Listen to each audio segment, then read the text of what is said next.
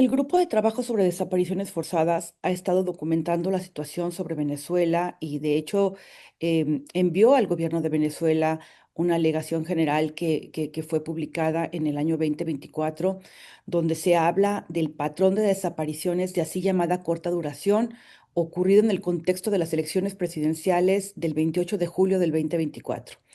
Ahí se documentaron desapariciones ocurridas antes, durante y después del proceso electoral, donde lo que encontramos pues es un patrón donde las personas eran detenidas, eran llevados a centros de detención, se les privaba de todo tipo de comunicación con el exterior. Para las familias no había una certeza de que las personas estaban en determinado lugar y se les imponía abogados del Estado de tal manera que ellos no podían tener tampoco un abogado de su elección y en muchos de los casos se les decía que estaban en determinado lugar y resultaba que las familias no estaban ahí.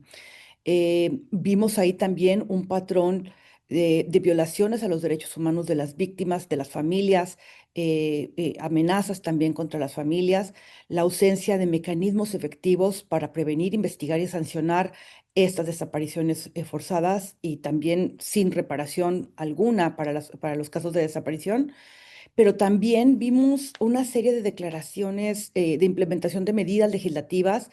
contrarias a la propia declaración. Creo que lo que logramos documentar en esta alegación general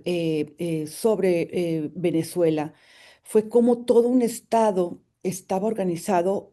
para actuar, para ser perpetrador de desapariciones forzadas, pero también para ocultarlas y para ser cómplice de alguna manera de las desapariciones de tal forma que lo que pudimos ver eran cuerpos de seguridad que cometían desapariciones forzadas, podíamos ver fiscalías que no eran autónomas y que no estaban investigando las desapariciones forzadas o que utilizaban el derecho penal para investigar a las víctimas, para imputarles delitos.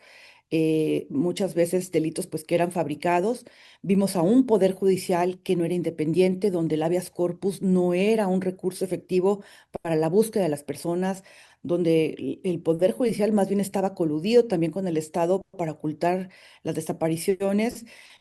Vimos a una Defensoría Pública que no realmente hizo su trabajo de defender a las personas que estaban siendo detenidas y desaparecidas ni para denunciar los hechos.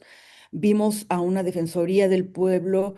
que siendo ella quien tendría que haber observado, visitado las prisiones y haber denunciado lo que estaba pasando, pues más bien también jugó con la complicidad. Y pudimos documentar cómo todo esto sucedía desde la cabeza del Ejecutivo hasta en todos los niveles de intervención de estas instituciones. Esto no solamente sucedió con posterioridad a las elecciones presidenciales, sino que actualmente seguimos viendo casos de desaparición muy preocupantes, principalmente contra opositores, contra, bueno, incluso contra defensoras de derechos humanos. Y creo que lo grave es que el grupo de trabajo en múltiples ocasiones